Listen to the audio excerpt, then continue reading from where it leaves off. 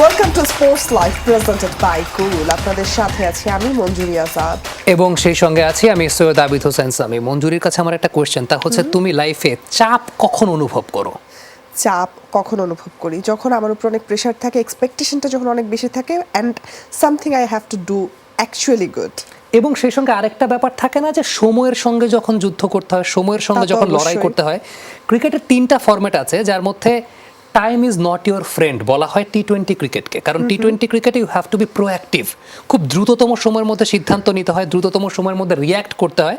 এবং এই ফরম্যাটটাতে বিশেষ করে বাংলাদেশের পার্সপেক্টিভ থেকে সাকিব আল হাসান রুল করেছেন, একদম। মুস্তাফিজ এখন রুল করছেন। তবে তিনি সাম্প্রতিক সময় একটা কথা বলেছেন, তা হচ্ছে টি-20 ক্রিকেটে চাপটা বেশি, আর সেই চাপটাকে উপভোগ করেন বলেই এই ফরম্যাট খেলতে বেশি পছন্দ করেন মুস্তাফিজুর রহমান। জানিয়েছেন বড় ট্রফি জিততে না পারায়, বড় খেলোয়াড় হয়ে উঠতে না পারায় আক্ষেপ আছে মনে। তবে নিজের অভিজ্ঞতায় শানিত করতে চান দলের তরুণ পেসারদের। বিশ্বকাপের জন্য দেশ ছাড়ার আগে জানিয়ে গেছেন মোস্তাফিজ থেকে ফিজ হয়ে ওঠার গল্প। 2015 সালে অভিষেকেই নিজের আগমনী বার্তা দিয়েছিলেন মুস্তাফিজ। এরপর থেকে সাদা বলে দেশের অন্যতম ব্র্যান্ডে পরিণত করেছেন নিজেকে। সাকিবের পর আইপিএলেও বাড়িয়েছেন নিজের পরিচিতি। সবশেষ আসরেও চেন্নাইয়ের হয়েছিলেন প্রথম পছন্দ। তার স্লোয়ার কাটারে মুগ্ধতা প্রকাশ করেছেন ধোনি থেকে শুরু করে সবাই। এবার মুস্তাফিজ জানালেন চাপের মুখে বল করতে হয় বলেই টি-20 ফরম্যাটটা একটু বেশি পছন্দের তার। ভালো লাগার হলে আমি টি-20টা খুব এনজয় করি, মানে এই ফরম্যাটটা বেশি প্রেশার, এই কারণে আমার মনে হয় ভালো লাগে। আমি প্রেশারটাও অনেক এনজয় করি। নতুন মিশনে এখন দলের সঙ্গে যুক্তরাষ্ট্রে অবস্থান করছেন ফিজ। বড় ট্রফি জয়ের আক্ষেপ ঘোচাতে এবার জ্বলে উঠতে চান টি-20 বিশ্বকাপে। আমি যে জায়গায় খেলে না কেন, আমাদের দেশের পতাকা থাকলে তো এমনি আমার না, শুধু আমাদের সবারই ভালো লাগার বিষয়, আর ভালো লাগেই। বড় ইভেন্টগুলো জিতে একটা বড় ট্রফি যেতে সে সময় বড় প্লেয়ার বলা হয়, সেটা তো আক্ষেপ তো সবসময় রয়ে গেছে। মাশরাফি বিদায় নিয়েছেন আগেই। সিনিয়র হিসেবে পেস অ্যাটাকে অন্যতম ভরসা এখন কাটার মাস্টার। তাসকিন, শরীফুল হাসানদের মতো তরুণদের আত্মবিশ্বাসী করতে ছড়িয়ে দিতে চান নিজের অভিজ্ঞতা। আমাদের যে পেস বলাররা আছে, তাসকিন, শরীফুল, সাইফুদ্দিন, হাসান, আমি যতটুকু শিখছি সেগুলো ওদের সাথে শেয়ার করব, যদি আমাদের আর একটু ইমপ্রুভ হয়। সাকিব ভাই আছে, রিয়াদ ভাই আছে, আমরা মাঝখানে আছি। আমরা যদি কোনো সময় আটকাই যাই কোনো বিষয় দ্বারা, গ্রাউন্ডে হইতে পারে যে কোনো কিছু জানার থাকলে, কারণ আমরা ভাইদের কাছ থেকে যে ডিসিশনগুলো নিতে পারবো। জানালেন মুস্তাফিজুর রহমান থেকে ফিজ হয়ে ওঠার গল্প। যেন আমার নামটা যদি আপনি বিশেষ করে আমাদের যে বোর্ডটা আছে, যে ফিল্ডিং সেশন, বোলিং সেশন, কোন টাইমে যে বোর্ডটা, ওই বোর্ডে যদি আমার পুরাটা নাম লিখি তাহলে অনেকটা বড় হয়ে যায়। এই জন্য দেখি ফিজ দিয়ে, প্রথম দিন আমি বুঝি না যে এটা কে, পরে বলছে এটা তুমি।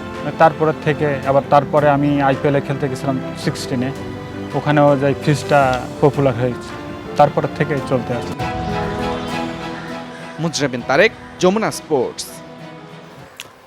মুস্তাফিজ কথা বলেছেন, আমরা বাংলাদেশ ক্রিকেট বোর্ডের সোশ্যাল নেটওয়ার্কিং সাইটে তার এরকম একটা ইন্টারভিউ দেখেছি, অনেকগুলো বিষয়ে কথা বলেছেন। এবং অনেকদিন পর মনে মুস্তাফিজকে, বা for the very first time মুস্তাফিজকে এরকম প্রোঅ্যাক্টিভ একটা ইন্টারভিউ দিতে দেখা গেছে। নর্মালি খুব বেশি ক্যামেরার সামনে কথা বলেন না তিনি। এনিওয়েজ, আমরা সামগ্রিকভাবে কথা বলতে চাই দেশের ক্রিকেট আঙ্গনে কি হচ্ছে। M Kaiser, editor sports Bangla, আমাদের সঙ্গে যুক্ত হচ্ছেন। কায়সার ভাই, আমন্ত্রণ আপনাকে। আমন্ত্রণ স্পোর্টস লাইভে। কায়সার ভাই, মুস্তাফিজ আজকে কথা বলেছেন, ইভেন আমরা বাংলাদেশ ক্রিকেট বোর্ডের সোশ্যাল নেটওয়ার্কিং সাইটে দেখতে পেয়েছি। চান্ডিকা হাতুরা সিংহেও গতকাল তার ভিডিওটা আপলোড হয়েছিল। মুস্তাফিজ বলেছেন তার প্রিয় ফরম্যাটটা টি-20 ক্রিকেট। বাংলাদেশ টিমে এমন কেউ আছেন নাকি যার প্রিয় ফরম্যাট টেস্ট ক্রিকেট? অথচ হওয়া উচিত ছিল তাই, কিন্তু কারণটা হলো যে টেস্ট ক্রিকেটকে বলা হয় যে আপনার মানে সব ক্রিকেটের সেরা ক্রিকেট সাধারণত আমরা জানি। এবং আপনি দেখবেন যে কোনো ক্রিকেটার তার কিন্তু ক্যারিয়ারের শেষটা করেন কিন্তু আপনার টেস্ট ক্রিকেট দিয়ে। অন্যান্য ক্রিকেট থেকে তিনি আগে বিদায় নিয়ে নেন এবং টেস্ট ক্রিকেটটা সবার শেষে ছাড়েন। কিন্তু বাংলাদেশের ক্ষেত্রে এটা আমরা দেখেছি যে অনেক ক্ষেত্রে এখানে টি-20 এবং ওয়ানডে বা সাদা বলের ক্রিকেটকে বেশি প্রিফার করেন ক্রিকেটাররা। এর আরেকটা কারণ হতে পারে, সেটা হলো যে টেস্ট ক্রিকেট আসলে বলা হয়ে থাকে যে টেস্ট ক্রিকেট হলো আসল লড়াই, এবং আসল আপনার এসেন্সটা ওখান থেকে বেরিয়ে আসতে পারে এবং আপনার নিজস্বতা সেখানে প্রমাণ করার একটা অনেক বড় একটা বিষয় থাকে। সো সেখানে কম্পিটিটিভনেসটা বেশি, আপনার লড়াইটা বেশি, পরিশ্রমটাও একটু বেশি। অন্যান্য ক্রিকেটে পরিশ্রমটা সাধারণত একটু কম। এর জৌলুসটা কায়সার ভাই টেস্ট ক্রিকেট আমরা এর আগে একদিন একটা আলোচনা করেছিলাম স্যাটারডে নাইট স্পোর্টসে যে জৌলুসের জায়গাটায় টি-20 বা ওয়ানডের কাছে টেস্ট ক্রিকেট পিছিয়ে পড়ছে কিনা। আবার মাঝে মধ্যে আমরা দেখি যে টেস্ট ম্যাচ ক্রিকেট এমন কিছু রূপ দেখায়, অ্যাশেজের 4th বা 5th টেস্ট আমরা লাস্টে দেখতে পেলাম। সো সামগ্রিকভাবে আপনার কাছে কি মনে হয় যে test cricket remains to stay there? আমি তো মনে করি যে টেস্ট ক্রিকেট থাকবে। কারণটা হলো যে অনেকে অনেক সময় মনে করতেন যে টি-20 ওয়ানডে যখন এসেছিল তখন অনেকে ভাবছিলেন যে বোধহয় টেস্ট ক্রিকেটের এসেন্সটা নষ্ট হয়ে যাচ্ছে বা টেস্ট ক্রিকেট আর মানুষ দেখে আগ্রহ পাবে না, বা টেস্ট ক্রিকেটে দেখবেন যে আপনি স্পন্সরশিপও আসবে না সেরকমভাবে। কিন্তু আপনি টেস্ট ক্রিকেটের যে খেলাটা, এই খেলাটার যে আপনার প্রতি মুহূর্তের যে উত্তেজনাটা, সেটা কিন্তু কোনো অংশে কম না। সো আমার কাছে মনে হয় যে আপনি টি-20 বা ওয়ানডে এগুলো থাকবে, টি10 এটাও থাকতে পারে, কিন্তু আপনি টেস্ট ক্রিকেটের এসেন্সটা বা আমেজটা কখনোই শেষ হবে না, এবং টেস্ট ক্রিকেট থাকবে। এবং টেস্ট ক্রিকেট আগেও ছিল, এখনও আপনি দেখবেন যে যেভাবে আপনি বললেন যে টেস্ট ক্রিকেটে কিন্তু এখন আপনি শেষ দিনে শেষ ওভারে গিয়েও কিন্তু আমরা ম্যাচ শেষটা দেখেছি। সো এই উত্তেজনাটা বা এই আপনার কম্পিটিটিভনেসটা আমার মনে হয় না যে অন্য কোনো ফরম্যাটে আপনি পাবেন। কায়সার ভাই মোস্তাফিজ তার আক্ষেপের কথা বলেছেন, ট্রফি না জিততে পারার আক্ষেপ। আমার কাছে মনে হয় যে অনেক খেলোয়াড়েরই এই আক্ষেপটা হয়তো বা সহমত হবে মোস্তাফিজের সাথে। আপনার কাছে কি মনে হয় যে আসলে বাংলাদেশ ইন্ডিভিজুয়ালি সামটাইমস আমরা দেখেছি খুব ভালো পারফরমেন্স করলেও এই টুর্নামেন্টে ট্রফি না জিততে পারার কারণটা কি? প্রথমে বলে রাখি যে মোস্তাফিজ খুব সরল একটা স্বীকারোক্তি দিয়েছেন, এবং এটা কিন্তু যে কোনো ক্রিকেটার কিন্তু চাইবেন যে তিনি যখন টেস্ট ক্রিকেট থেকে বা ওয়ানডে ক্রিকেট থেকে বা টি-20 থেকে অবসর নেন, তখন তার আলমারিতে বা তখন তার অভিজ্ঞতায়, স্মৃতিতে একটা যেন সুখ স্মৃতি থাকে যে ইয়েস আমি একটা বড় ট্রফি জিতেছিলাম। তো সেটা যদি আপনি জিততে না পারেন তাহলে দেখবেন যে আপনি একটা আক্ষেপ কিন্তু থেকেই যায়। সেই আক্ষেপের কথাটাই মোস্তাফিজ বলেছেন। এই আক্ষেপ শুধু মোস্তাফিজের না, এই আক্ষেপ কিন্তু ক্রীড়া সাংবাদিক হিসেবে আমাদেরও রয়েছে যে আমরা এখন পর্যন্ত এত ট্রফি জিতেছি, এত মানে দ্বিপাক্ষিক সিরিজে হয়তো জিতেছি, কিন্তু কখনো আপনার বড় কোনো টুর্নামেন্টের ট্রফি জিততে পারিনি। সো আমরা আশা করব যে মুস্তাফিজের এই আক্ষেপটা যেন মানে আমাদের সময়কালে যেন শেষ হয়ে যেতে পারে, সেই অপেক্ষায় আমরা থাকবো। একদম, আমরাও সেই অপেক্ষায় থাকবো। বাংলাদেশের এবারে কম্বিনেশন নিয়ে সবাই অনেক বলছেন যে কম্বিনেশনটা খুবই সেরা একটা কম্বিনেশন হয়েছে। আপনার পার্সপেক্টিভটা জানতে চাই, এবারে আসলে মূল শক্তির জায়গাটা কোথায়? বোলিং লাইন আপ শুধুমাত্র একটা শক্তি নিয়ে কিন্তু আপনি টি-20-তে টিকে থাকতে পারবেন না। আপনাকে কিন্তু আপনার বোলিংটাও ভালো করতে হবে, ব্যাটিংটাও জানতে হবে, ভালো মতো পারফর্ম করতে হবে, এবং সেই সঙ্গে কিন্তু বোলিংয়ে সহায়তা করার জন্য আপনি আপনার ফিল্ডিংয়ে স্কিলটাও কিন্তু ডেভেলপ করতে হবে। সো তিন ক্ষেত্রে কিন্তু আপনাকে একটু দক্ষতার সঙ্গে কিন্তু লড়তে হবে। সো আমার কাছে মনে হচ্ছে যে এখন এই টুর্নামেন্টে যদি আপনি চিন্তা করেন তাহলে আমার কাছে সার্বিক অর্থে মনে হচ্ছে যে ব্যাটিংটা যদিও ভঙ্গুর ব্যাটিং নিয়ে কিন্তু বাংলাদেশ গিয়েছে, কিন্তু টি-20-তে আপনি যদি ভালো পারফরমেন্স করতে চান তাহলে ব্যাটিংটাকে আপনার সবচেয়ে বেশি প্রায়োরিটি দিতে হবে। এবং বাংলাদেশের যে ব্যাটাররা এখানে খেলতে গিয়েছেন তার মধ্যে আপনি দুজন ব্যাটার কিন্তু আপনি একজন 8টি বিশ্বকাপ খেলেছেন, একজন এটি 9ম তার বিশ্বকাপ হচ্ছে। সো সেই অভিজ্ঞতা থেকে তাদের জন্য অনেক ভালো কাজে লাগতে পারে। সো ব্যাটিংটাকেই আমি এখানে মূল স্ট্রেংথ মানব। পেস বোলিং কম্বিনেশনে আপনাকে যদি জিজ্ঞেস করা হয় মোস্তাফিজ না শরীফুল, নাওয়াডেজ শরীফুল অনেক ইমপ্রুভ করেছেন, বিশেষ করে গত 1 বছরে। মোস্তাফিজ আউট অফ ফর্ম ছিলেন ন্যাশনাল টিমে, বাট চেন্নাই সুপার কিংসে যাওয়ার পর তার ফর্মটাও আমরা দেখতে পেয়েছি বেশ ইনক্রিজ হয়েছে। এই দুজনের মধ্যে একটা টাফ কম্পিটিশন দেখতে পাচ্ছেন কিনা, হেলদি কম্পিটিশন? আমি তো দুজনকে একাদশে রাখবো, কারণ দুজনকে একাদশে রাখলে অনেক কাজ সহজ হয়ে যায় আমাদের কাছে, এবং দুজনেই কিন্তু আপনি খুব অভিজ্ঞ। যদি আপনি বলবেন যে হয়তো দুজনে একই ধরনের বাঁহাতি পেসার, এই কারণে হয়তো তাদেরকে আপনি মনে করছেন যে একজন থাকবেন একজন থাকবেন না, কিন্তু আমি সামি এই ডানহাতি বামহাতি এই কম্বিনেশনের সাথে কিন্তু আমি কখনোই একমত নই। আমি একমত হব যে আপনি ম্যাচ উইনিং আপনার পারফরমেন্স কোনো প্লেয়ার যদি দেখাতে পারেন, সেই প্লেয়ার যদি দলের মধ্যে 11 জনের মধ্যে যদি 7 জনই আপনার বাঁহাতি হন, আমি সেটাই চুজ করব। আমি জানি না আমার সাথে মতের সাথে অনেকে হয়তো মিলবেন না, কিন্তু আমি এখানে কখনোই কিন্তু আপনি ডানহাতি বামহাতি এই কম্বিনেশনের সাথে যেতে রাজি নই। আমি যেতে রাজি যে আপনি দলের ভারসাম্যর জন্য এবং ম্যাচ উইনিং টেন্ডেন্সিটা তার মধ্যে রয়েছে কিনা বা পারফরমেন্স সেরকম তিনি করতে পারবেন কিনা সেটা দেখার জন্যে। আর যদি আপনি এই মুহূর্তে দুজনের মধ্যে একজনকে চুজ করতে বলেন, I must put my money on Mustafiz. Somehow কখনো কখনো মনে হয় কিনা যে একটা বোলারকে ক্যাপ্টেন যদি প্রপার ওয়েতে ইউজ করতে পারেন, সেক্ষেত্রে সেই বোলারের কাছ থেকে বেস্ট আউটপুটটা বের করে আনা সম্ভব। সো টি-20 ক্রিকেটে ক্যাপ্টেনকে অনেক বেশি প্রোঅ্যাক্টিভ হতে হয় কিনা যে ওই বোলারটার কাছ থেকে বেস্ট আউটপুট পেতে হলে? Well, it's all about synchronisation. আপনি শুধুমাত্র একা প্ল্যান করলেন, কিন্তু আপনি দেখবেন যে ফিল্ডিংটা যদি আপনার ঠিক মতো সাজানো না হলো তাহলে আপনি পারবেন না। সো আপনাকে কী টাইপের বল করবেন, আপনি স্লোয়ার দিবেন নাকি আপনি শর্ট পিচ বাউন্সার দিবেন, নাকি আপনি ইয়র্কার লেন্থে বল করবেন না ওয়াইডিশ বল করবেন, সেই অনুযায়ী কিন্তু আপনার ক্যাপ্টেনের সঙ্গে একটু আলাপ করে নিতে হবে, এবং ক্যাপ্টেনও আপনাকে সেই প্ল্যানটুকু দিবেন। একটা প্ল্যান যদি নষ্ট হয় তাহলে কিন্তু আপনি 6 বলের মধ্যে পরের সাথে সাথে কিন্তু চেঞ্জ করবেন। তো এই যে চেঞ্জ করার করার বিষয়টা, এই চেঞ্জ করার বিষয়টা যদি আপনি ক্যাপ্টেনের সঙ্গে খুব দ্রুত গতিতে একটা সিদ্ধান্তে আসতে না পারেন, তাহলে দেখবেন যে আপনি নিজেকে মনে হবে যে ছন্ন ছাড়া মনে হবে, এবং এটা যখনই মিলে যাবে তখন দেখবেন যে আপনি একটা ওয়েল প্ল্যান করছেন ব্যাটসম্যানকে আউট করার জন্য। সো টি-20 মনে হয় যে ইন এ স্প্যান খেলাটা শেষ হয়ে যাচ্ছে, ইন এ স্প্যান আপনি ওভারটা শেষ হয়ে যাচ্ছে, কিন্তু প্রত্যেকটা বলের পেছনে কিন্তু একটা কার্যকরী প্ল্যান থাকে, এবং সেই প্ল্যানের সাথে অবশ্যই আপনার বোলার ও ক্যাপ্টেন কিন্তু জড়িত থাকেন। ইভেন আপনি ক্লোজ ফিল্ডিংয়ে যারা থাকেন বা উইকেট কিপিং যিনি করেন, তিনিও কিন্তু এই প্ল্যানিংয়ে খুব দ্রুত এক প্ল্যানিংয়ে জড়িত থাকেন। সো সব কিছু একটা সিঙ্ক্রোনাইজেশনের ব্যাপার। এই সিঙ্ক্রোনাইজেশনটা যদি ঠিক হয় তাহলে দেখবেন যে আপনি সুইমিংয়ে ঠিক যেরকমভাবে একটা সিঙ্ক্রোনাইজেশন যদি ভুল হয় তাহলে কিন্তু আপনি দেখবেন যে মেডেলটা পাবেন না। ঠিক ক্রিকেটেও তাই। অবশেষে 68তম ম্যাচ শেষে জানা গেল কোন 4 দল খেলবে 17তম আইপিএল এর প্লে অফ। আসলে টানা 6 পরাজয়ের পরও চেন্নাইকে হারিয়ে বেঙ্গালুরুর বাজিমাত। প্রথম 3 দল হিসেবে আগেই প্লে অফ নিশ্চিত করেছিল কলকাতা, রাজস্থান ও হায়দ্রাবাদ।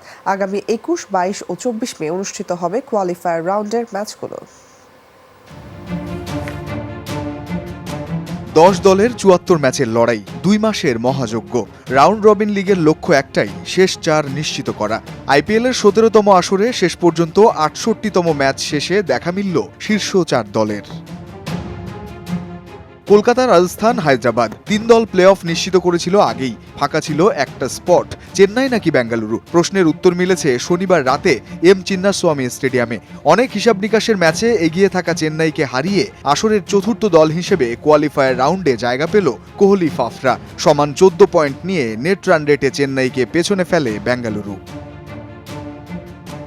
পরাজয় দিয়ে আসর শুরু করে নিজেদের দ্বিতীয় ম্যাচেই পাঞ্জাবকে হারায় বেঙ্গালুরু। তবে এরপরই টানা 6 পরাজয়ে টুর্নামেন্ট থেকে এক প্রকার ছিটকে যায় আরসিবি। তবে শেষ 6 ম্যাচে অবিশ্বাস্যভাবে টানা জয় তুলে কোহলিরা জানান দেয় এভাবেও ফিরে আসা যায়। এর আগে তৃতীয় দল হিসেবে চলতি আইপিএলের প্লে অফ নিশ্চিত করেছিল সানরাইজার্স হায়দ্রাবাদ। এবারের আসরে দুর্দান্ত ফর্মে থাকা প্যাট কামিন্সের দল সবশেষ ম্যাচটি খেলতে পারেনি বৃষ্টির বাধায়। প্রতিপক্ষ গুজরাট টাইটান্সের বিদায় নিশ্চিত হওয়ার পাশাপাশি এক ম্যাচ হাতে রেখেই 15 পয়েন্ট নিয়ে প্লে অফ নিশ্চিত হয় হায়দ্রাবাদের। অন্যদিকে শেষ 4 ম্যাচে টানা পরাজয়ের পরও প্রথম 9 ম্যাচের 8টিতে জিতেই প্লে অফে জায়গা করে নেয় সঞ্জু স্যামসনের রাজস্থান রয়্যালস। এক ম্যাচ বাকি থাকতে 16 পয়েন্ট অর্জন করা রাজস্থান আসরে দুর্দান্ত শুরু পেলেও শেষ দিকের ছন্দপতন ভাবাচ্ছে তাদের। আইপিএলের এবারের আসরে ধরাছোঁয়ার বাইরে শাহরুখ খানের কলকাতা। টানা 3 জয় দিয়ে আসর শুরুর পর কিছুটা ছন্দপতন হলেও শেষ দিকে টানা 4 জয় আর এক ম্যাচে পয়েন্ট ভাগাভাগি হওয়ায় 19 পয়েন্ট নিয়ে টেবিলের শীর্ষস্থান মজবুত করে কেকেআর। আগামী 21 মে আহমেদাবাদে অনুষ্ঠিত হবে প্রথম কোয়ালিফায়ার। জয়ী দল সরাসরি খেলবে ফাইনাল, পরাজিত দলের সুযোগ থাকছে দ্বিতীয় কোয়ালিফায়ার খেলার। 22 মে একই মাঠে অনুষ্ঠিত হবে এলিমিনেটর ম্যাচ। 24 মে দ্বিতীয় কোয়ালিফায়ার। 26 মে মেগা ফাইনালের মধ্য দিয়ে শেষ হবে আইপিএলের এবারের আসর। রঞ্জন শান্ত, যমুনা স্পোর্টস। প্লে অফ থেকে চেন্নাই বাদ পড়ে গেল। আপনার কাছে কি মনে হয় যে মোস্তাফিজ টিমে না থাকার তার কম্বিনেশন অ্যান্ড স্ট্রেংথ স্ট্র্যাটেজির উপর প্রভাব পড়েছে কিনা? কিছুটা তার প্রভাব অবশ্যই পড়েছে, এবং কালকে আমি ম্যাচ শেষে ক্যাপ্টেন যে কথা বলছিলেন ঋতুরাজ গায়কোয়াড়, তিনি কিন্তু এই জিনিসটা স্বীকার করে নিয়েছেন যে তার দলের 2 বিদেশি প্লেয়ার যে পাথিরানা এবং মুস্তাফিজ না থাকায় তারা যে প্ল্যান নিয়ে এর আগে ম্যাচগুলোতে বোলিং করেছিলেন শুরুর দিকে এবং মিড ওভারে, বিশেষ করে মিড ওভার এবং ডেথ ওভারে, এই দুজন কিন্তু অনেক ম্যাচে দলকে একটা জয়ের কাছে পৌঁছে দিয়েছিলেন। কিন্তু এই দুজনের অভাবটা তারা খুব বড়োভাবে মিস করেছে শেষের দিকগুলোতে। কিন্তু হয় কি যে আপনি আইপিএলে এই ধরনের সমস্যা আপনি কিন্তু পড়বেন, সো আপনি কাদেরকে নিয়ে কাভার আপ করবেন সেটাও চেন্নাইয়ের একটু ভাবা উচিত ছিল। আমরা রয়্যাল চ্যালেঞ্জার্স বেঙ্গালুরুর ব্যাপারে যদি জানতে চাই, প্রথমে তারা 7টা ম্যাচ হারলো, এরপর টানা 6টা ম্যাচ আবার জিতলো বেঙ্গালুরু। এই পরিবর্তনের জায়গাটা কিভাবে দেখছেন?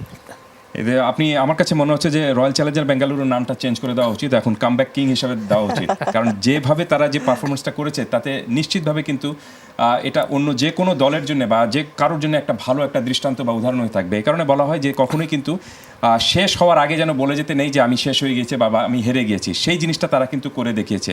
টুর্নামেন্টের শুরুর দিক থেকে তারা ইভেন মিড পর্যায় পর্যন্ত, খুব সম্ভবত আমি যদি ভুল না করে থাকি, তারা কিন্তু আপনার 10 দলের মধ্যে 10 নম্বর পজিশনেও ছিল। সেই দলটাই এখন কিন্তু আপনার প্লে অফে খেলছে এবং খুব দাপটের সঙ্গে খেলছে। কাকে হারিয়ে খেলছে? গতবারের চ্যাম্পিয়ন দলকে হারিয়ে খেলছে। সো বলকেও হারানোর যে বিষয়টা সেটা বা প্লে অফে খেলার যে বিষয়টা সেটা তারা এখানে করে দেখাতে পেরেছে। এবং আমার কাছে মনে হচ্ছে যে তারা যদি ফাইনালে খেলে ফেলে আমি কিন্তু মোটেও অবাক হব না। কারণ এই মুহূর্তে তারা যেভাবে যে একটা উইনিং নোটে রয়েছে, এই উইনিং নোটটা কিন্তু তাদেরকে অনেক দূর আত্মবিশ্বাসী করে তুলছে এবং তাদের সামনে যেই আসবে আমার কাছে মনে হচ্ছে যে তারা এখন পর্যন্ত ফাইনালে খেলেনি, কিন্তু প্লে অফে খেলে ফাইনালে খেলার একটা সুযোগ তাদের সামনে এসেছে। সেই জিনিসটা তারা ভুলে গিয়ে হয়তো বলবে যে আমরা গ্রুপ পর্যায়ে যখন এত বাধা টপকে আসতে পেরেছি, সামনে এই যে 3টি বাধা রয়েছে সেটা কেন টপকাবো না। সো তারা ডেঞ্জারাস দল হিসাবে আমার কাছে মনে হচ্ছে এবার প্লে অফে। অল্প কিছু সময় বাকি আছে, শেষ করার আগে একটা রিপোর্ট দেখে আসতেছে, তারপর ছোট্ট একটা আলোচনা করব। ইম্প্যাক্ট প্লেয়ারের নিয়মের ফলে ব্যাটার এবং বোলারদের মধ্যে ভারসাম্য হারাচ্ছে বলে মনে করছেন বিরাট কোহলি, সেই সঙ্গে অলরাউন্ডারদের অবদানও কমে আসছে বলে জানিয়েছেন তিনি। শুধু তাই নয়, ব্যাঘাত ঘটাচ্ছে খেলার গতিতেও। তাই তো আইপিএল এর সামনের আসরগুলোতে এই নিয়মের ঘোর বিরোধিতা করছেন বিরাট। চলতি আইপিএলে সবচেয়ে বেশি আলোচনা হচ্ছে ইম্প্যাক্ট প্লেয়ার নিয়ে। এই নিয়মের বিরোধিতা করেছেন স্বয়ং ক্রিকেটাররাও। ইম্প্যাক্ট প্লেয়ারের কারণে অলরাউন্ডারদের গুরুত্ব কমে আসছে বলেও জানান রোহিত শর্মা। এবার রোহিতের সঙ্গে একমত পোষণ করেছেন বিরাট কোহলি। এই নিয়মের ফলে ব্যাটার ও বোলারদের মধ্যে ভারসাম্য হারাচ্ছে বলে মনে করছেন বিরাট। রোহিতের সঙ্গে আমি একমত, অলরাউন্ডারদের অবদান কমে আসছে। মানছি বিনোদন খেলারই অংশ, কিন্তু এতে খেলার ভারসাম্য নষ্ট হচ্ছে। এমনটা শুধু আমি ভাবছি না, অনেকেই এমনটা মনে করছেন। সব দলে তো আর জাসপ্রীত বুমরা, রাশিদ খান নেই। ইম্প্যাক্ট বদলির কারণে ব্যাটসম্যানদের মধ্যে মেরে খেলার প্রবণতা বেড়েছে বলে মনে করছেন কোহলি। উদাহরণ হিসেবে বললেন নিজের কথাই। আমি যে পাওয়ার প্লেতে 200 স্ট্রাইক রেটে খেলেছি, এর কারণ দলে বাড়তি একজন ব্যাটসম্যান থাকা।